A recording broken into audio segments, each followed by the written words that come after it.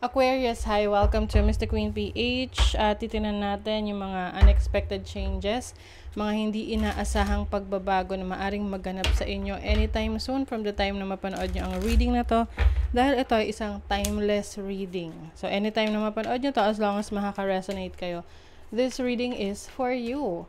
General reading din to, so just take what resonates, watch your sun, moon, rising, Venus for other messages. And thank you sa lahat ng mga sumusuporta dito sa ating channel. Just a reminder, gamitin nyo lamang ang reading na to bilang gabay. Pa-follow, like na rin ang ating Facebook at TikTok. Lahat po yan, Mr. Queen PH. Like, share, subscribe. Turn on post notifications para lagi kayong updated sa ating mga readings. And if you're interested in private readings, meron tayong link sa description at sa pinned comment kung paano makapag-book. Okay, Aquarius. Let's see. Unexpected changes coming in sa inyo. To be fair. Uy, parang ano to justice. Oo. Katarungan.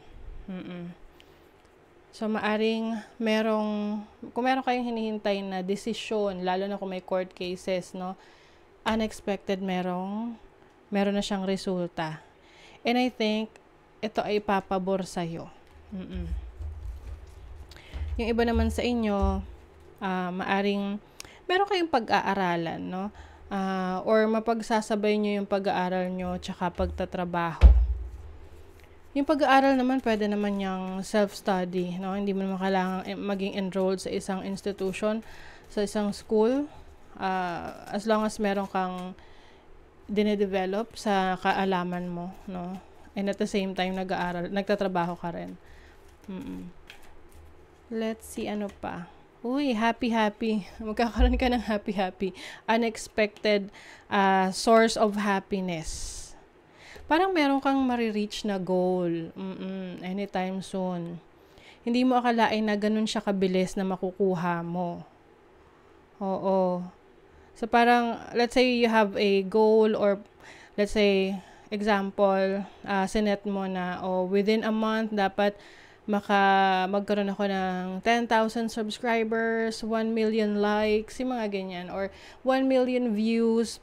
Tapos na unexpected na nakuha mo yon in less than 1 month.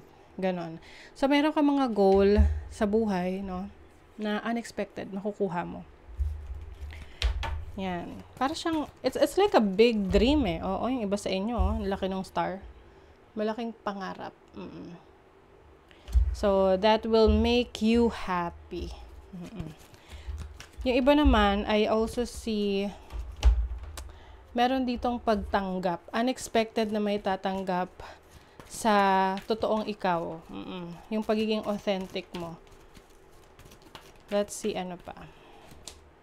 Round and round. I feel like you're going to break a cycle. No? Yung mga bagay na paulit-ulit na nangyayari sa'yo na parang dati hindi mo natututunan yung lesson. So finally, you're breaking that cycle. Let's say, for example, lagi kang napupunta sa isang karmic connection, or yung relationship nyo, alam mo na yung problema pa ulit-ulit na lang pero hindi nyo nagagawa ng solusyon. So, you're going to break that cycle. It's either iiwanan mo yung person na yon, or magagawa nyo na ng solusyon yung problema nyo na paulit-ulit.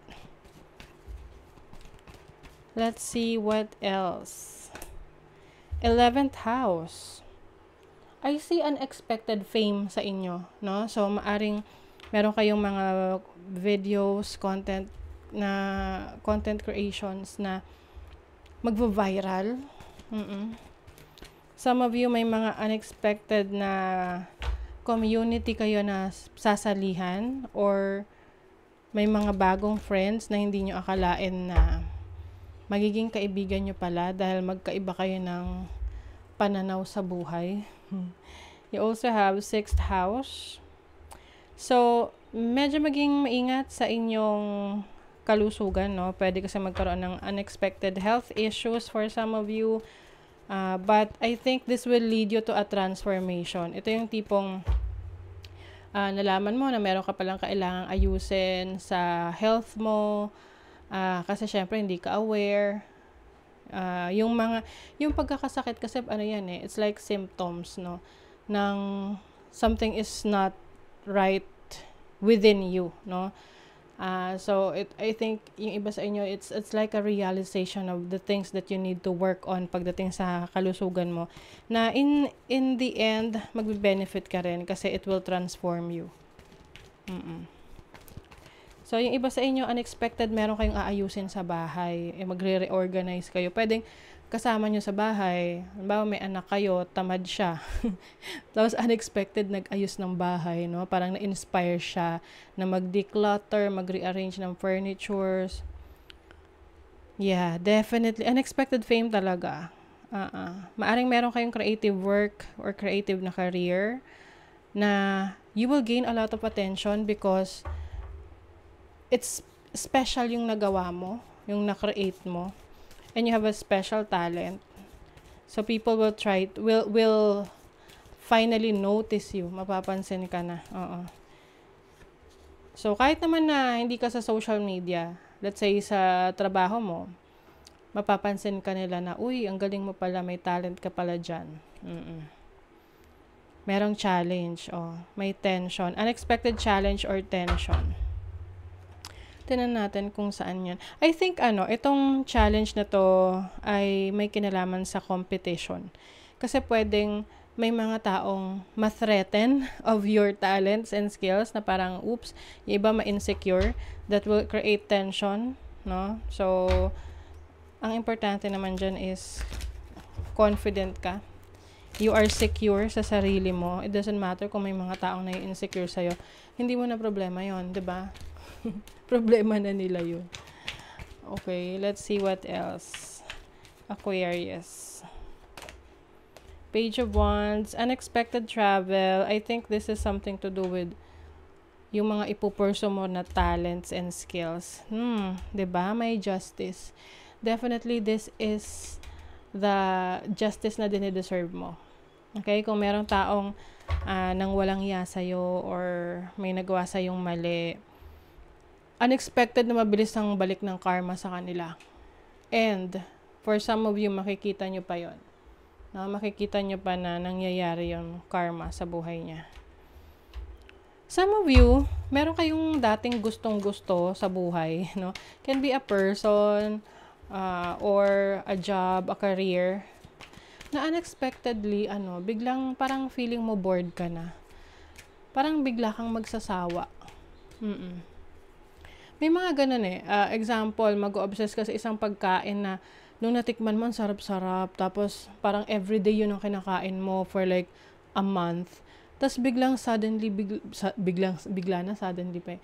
Suddenly, biglang, tapos biglang, wala na. Hindi mo na siya gusto. Parang nag-iba na yung taste buds mo and forever you don't want to eat that food again. Parang nagpakasawa ka lang muna, tapos biglang ayaw mo na. Oo. Can be anything, no? Uy, the Empress. Unexpected flow of abundance. Wow. So, yung mga creative pursuits ninyo, mga creative na ginagawa ninyo, this will bring abundance, prosperity in your life. So, ipagpatuloy nyo lang yan as long as nag-enjoy kayo dyan, no? You have Jupiter, diba? Jupiter is the planet of abundance. You have the second house, which is your money, your values, your finances. You also have the Cancer energy. So, I think mas lalo mong bibigyan ng focus ang iyong kaperahan, yung anything na nagbibigay ng value sa buhay mo. And you will also discover your talents. Meron ka palang talent sa singing or content creation. So, unexpected na meron kang ititake na risk anytime soon. Pero medyo mag-ingat pa rin, no? Kasi pwedeng masyadong risky. Oh my God. Unexpected pregnancy. Meron dito ng The Empress. Unexpected pregnancy sa'yo, sa asawa mo, sa family mo, kung sino man na malapit sa'yo. Or pwede rin tong unexpected na meron kang tatayong business. ura-urada. Agad-agad. Do not be tempted to lower your standards. Pagdating sa pakikipag-deal sa iba, wag mong hayaan na ibaba yung standards mo para lang ma-please ang ibang tao. Okay? So, that is your reading, Aquarius. Thank you so much. Bye!